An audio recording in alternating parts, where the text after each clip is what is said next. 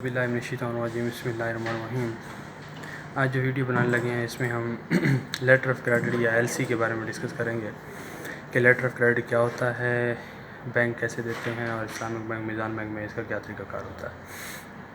Letter of credit ये होता है, बेसिकली इसका कॉन्सेप्ट ये है कि अगर एक बंदा जिसने पाकिस्तान से बाहर माल मंगवाना है, तो हम एक एग्जांपल ले लेते हैं कि ये यहाँ पाकिस्तान में एक बंदा है जिसने चाइना से माल इंपोर्ट करना है तो अब वो वहाँ से डायरेक्ट इंपोर्ट करेगा तो जो चाइना वाला बंदा है वो इस पर एतबार नहीं करेगा, वो कहेगा कि ये मुझे पहले पैसे दे दो। अब ये बंदा कहेगा कि ये भी एतबार नहीं करेगा कि मुझे माल रिसीव होगा तो मैं पैसे दूंगा। तो यहाँ पे इनका कॉन्फ्लिक्ट आ जाएगा कि ये हम इसको ओके नहीं कर सकते, कोई बंदा गारंटर लेके आए। अब गारंटर के लिए क्या करते हैं, वो एक बैंक को इन्वॉल्व कर लेते हैं। वो बैंक गारंटी दे देता है कि हाँ जी, इसके पैसे जो पाकिस्तान में बंदा है ये इसके पैसे हम आपको देंगे एज ए बैंकर चाइना में। तो अब चाइना वाला भी यही कहेगा कि मैं भी एक बैंक से गारंटी लेता हूँ क्योंकि मैंने माल भेजना है पाकिस्तान में। तो वो वहाँ से एक बैंक प्रोवाइड चूज़ कर लेगा, उस बैंक को कहेगा कि आप मुझे गारंटी लेके दें फलां स्पेसिफिक बैंक से।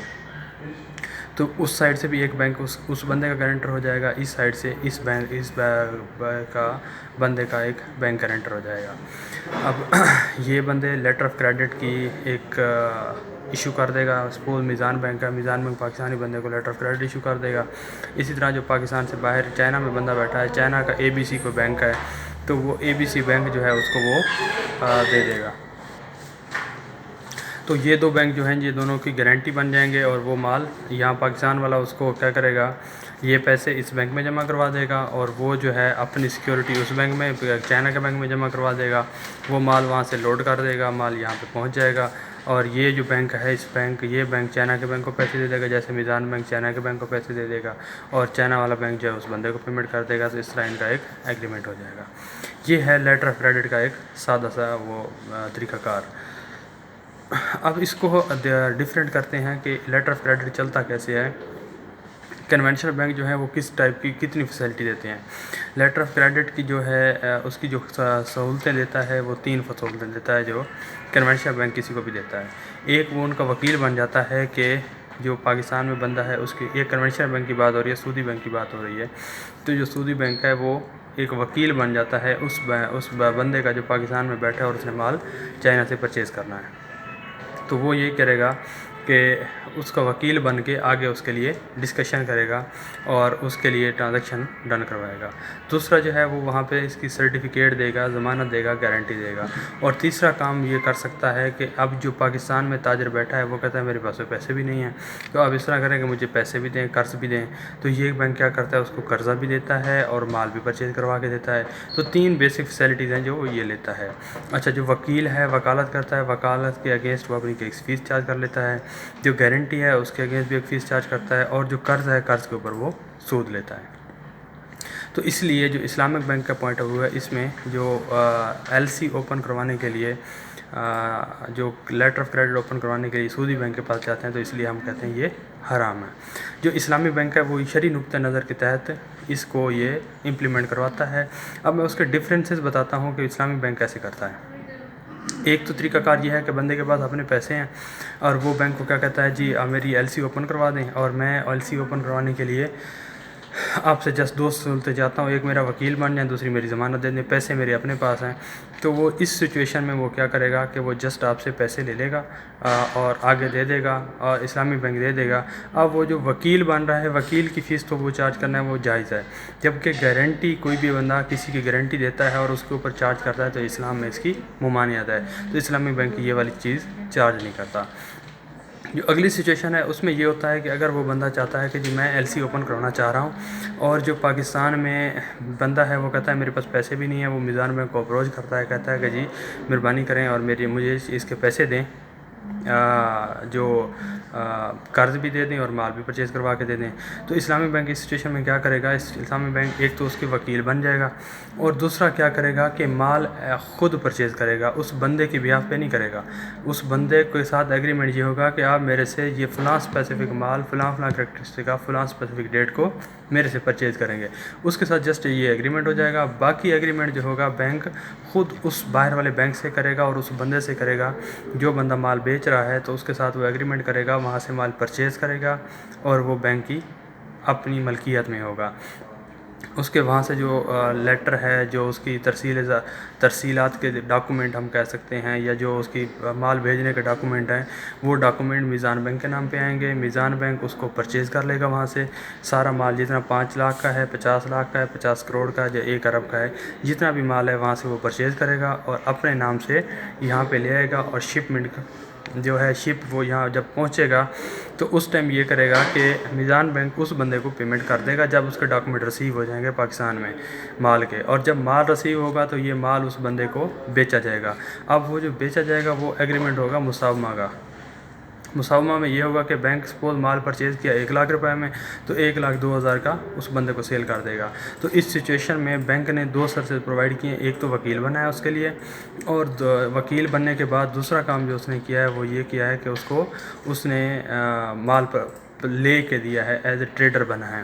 تو اس کی جو سہولت جو کنونشنل بینک دے رہا تھا اس کو قرضے کی صورت میں اس کے اوپر سود چارج کر رہا تھا، یہاں پہ بینک نے اس کے ساتھ ٹریڈ کر لیا. اور ٹریڈ کرنے کے بعد وہ مال اس کو پرچیز کر کے مال بھی پہنچا دیا. اور مال کا جو رسک ہے بینک خود بیئر کرتا ہے، جب کنونشنل بینک میں یہ رسک خود بیئر نہیں کیا جاتا. تو اس طرح یہ لیٹر آف کریڈٹ کے تھرو یہ پیسے اس بندے کو مال پہ بھیجا جائے گا، اور بینک اس سے جو سروسز جو ہیں وہ چارج کر لے گا، جو اس کے سروسز کے چارجز ہیں وہ اس سے لے لے گا. جو بینک میں اصطلاحات یوز کی جاتی ہیں، ایک ہوتی ہے سائٹ ایل سی، جس میں یہ ہوتا ہے کہ پیسے اس بندے کے اپنے ہوتے ہیں، بینک جسٹ اس کو وہ ڈاکومنٹ منگوا کے دیتا ہے، مال منگوا کے دیتا ہے. جو دوسری سچویشن ہے جس کو ہم کہتے ہیں یوسین ایل سی ہوتی ہے، اس میں یہ ہوتا ہے کہ بلنگ جو ہے وہ بھی پلس بینک اس کے اوپر وہ چارج بھی ہے، یا جو اپنا پیسے بھی اس کو پرچیز کر کے ڈائریکٹ لیتا ہے.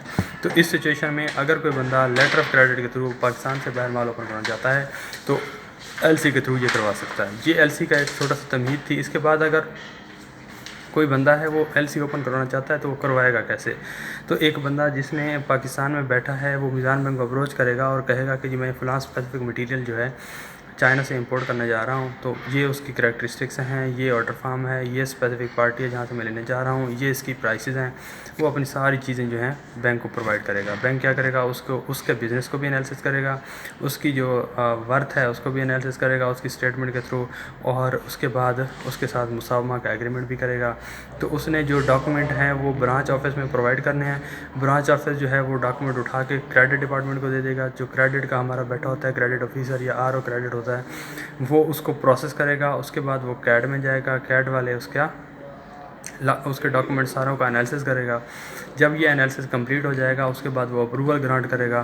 اپروول گرانٹ کرنے کے بعد وہ اس کو کہے گا کہ اب ہمیں فریش آرڈر فارم منگوا کے دیں اس بندے سے جدھر سے آپ نے مال پرچیز کروانا ہے. تو وہاں سے وہ فریش آرڈر فارم آ جائے گا اور بینک اپنی ارینجمنٹ کرے گا چائنا کے کسی بینک کے ساتھ، اور وہاں سے اس بندے کو کہے گا کہ اپنی چائنا کے کسی بینک سے ہمیں وہ دیں، ایل سی کی ڈیٹیل لے کے دیں جو اس نے مال امپورٹ کرنا ہے، برآمد کرنا ہے، یا اس کو ہم کہتے ہیں ایکسپورٹ کرنا ہے. تو وہ وہاں سے ڈیٹیل لیتے دے گا. ادھر میزان بینک اس کی ڈیٹیل بھی جانچے گا.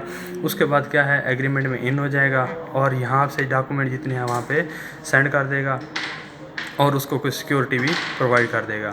اس کے بعد جب مال وہاں سے پرچیز ہو کے مال وہاں سے شپ کے تھرو ڈیلیور ہو کے جب اس پہ جہاز پہ آپ لینڈ کرے گا پاکستان میں کسی بھی پورٹ کے اوپر، تو یہاں پہ بینک کیا کرے گا؟ اس کے اوریجنل ڈاکومنٹ آلریڈی بینک کے ریسیو ہو چکے ہوں گے کیونکہ وہاں سے ڈاک کے تھرو آ جائیں گے. تو وہ سارے ڈاکومنٹ جو ہیں انالیسس کرنے کے بعد اس کو جو مٹیریل ہے وہ پروسیس کرے گا، پروسیس کرے گا. اس کے بعد اس بندے کو جس کا مال ہے اس کو تھرو پراپر ڈاکومنٹیشن ایک لیٹر ایشو کرے گا کہ آپ یہ مال ہے، آپ جا کے پورٹ سے وہاں سے مال اپنا پک کر لیں اور اپنا مال سنبھال لیں. تو یہ سارا ایل سی کا ایک پروسیجر ہوتا ہے جو میزان بینک اس کو پروسیڈ کر رہا ہے.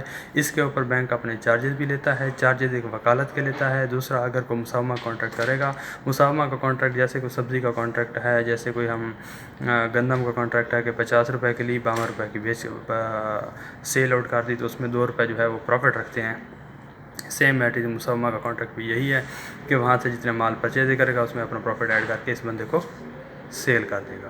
یہ اس کا LC کا ٹوٹل پروسیجر تھا۔ اچھا، اس میں یہ ہے کہ ہم برانچ میں کس کو جا کے ملیں، کسی بھی بندے کو جا کے اپروچ کر سکتے ہیں، اسپیشلی برانچ مینیجر کو، کہ ہم نے یہاں سے LC اوپن کروانا ہے اور اپنی کاروبار ڈیٹیل پرووائڈ کریں گے تو وہ آپ کو فیسیلیٹیٹ کرے گا اس سچویشن میں کہ آپ نے کیا کیا ڈاکومنٹ لے کے آنے ہیں۔ اس کی لسٹ آف ڈاکومنٹ ہوگی، کمپنی پروفائل ہوگی، اور آپ کے بیک گراؤنڈ ہوگا کمپنی کا، آپ کے ایسٹس کتنے ہیں، آپ کی فنانشیل اسٹیٹمنٹ کیا ہے، بیلنس شیٹ کیا ہے، انکم اسٹیٹمنٹ کیا ہے، یہ آپ نے ساری چیزیں، اپنی بینک اسٹیٹمنٹ کیا ہے، کس چیز کا لین دین ہے، یہ ساری چیزیں آپ نے پرووائڈ کرنی ہیں۔ جب یہ پرووائڈ کر دیں گے تو وہ آپ کا کیس پروسیس کر دے گا، اور یہ موسٹ پروبیبلی 15 سے 20 دن کا پروسیجر ہوتا ہے، اور اگر کوئی اور کمپلیکسٹی نہ آئے تو 10-15 دن میں اس کی اپروول گرانٹ ہو جاتی ہے اور وہ بندہ ایلیجیبل ہو جاتا ہے باہر سے معلوم ہونے کے لیے۔ جزاک اللہ خیر۔